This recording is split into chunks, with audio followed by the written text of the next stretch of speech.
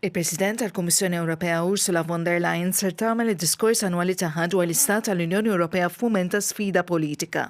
Minkejja l-immaġini ta' mexxejja b'saħħitha li bniet matul il-pandemija u l-gwerra fl-Ukrajina, fl-aħħar xhur pożizzjoni tagħha dgħajfet bi kritika minn kull naħa tal-Parlament Ewropew.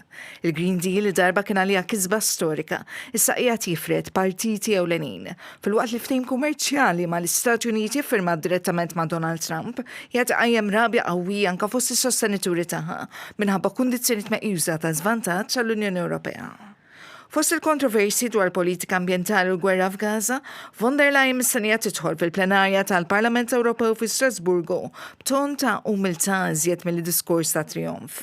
Il-firdiet fil-Parlament komplew jissaħħu wkoll minħabba nuqqas taqbil dwar il-pożizzjoni tal-Unjoni Ewropea fuq il-gwerra f'Gaza u l-mira ta' tnaqqis ta' 90% fl-emissjonijiet sal-2040 li kienet miċħuda mod kategoriku mill-Konservattivi. Anki jekk von der Leyen iddefendiet il-ftehim mal-Istati Uniti meta fissritu bħala wieħed b'saħħtu, iżda mhux perfett, u li jista' joffri stabbiltà u prevedibilità, il-kredibilità tagħha dgħajfet iżjed meta Trump għeddet li jimponi tariffi ġodda bit-tweġiba għall-multa tal-Unjoni Ewropea lil Google. Saħansitra f'Lulju ħabtet wiċċa ma' vot ta' sfiduċja hija rebħet bi 370 vot. Temi oħrajn li mistennija tindirizza huma t-tisħiħ tad-difiża u s-sigurtà ġeopolitika fil-kuntest tal-gwerra fl-Ukrajna u l-instabilità fil-Lvant Nofsani, il-ħarsin ta' demokrazija, il-politika ambjentali, ekonomika u fiskali u l-kummerċ dinji.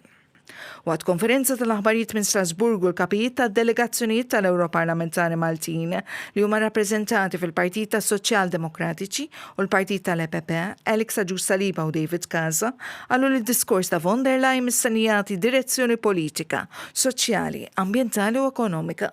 Dr. Agius Saliba qal li d-diskors għandu jibgħat messaġġ b'saħħtu, messaġġ li aspira fiduċja dwar Unjoni Ewropea kredibbli, reżiljenti u li taġixxi b'mod deċiżiv biex tilqa' l-sfidi interni u esterni.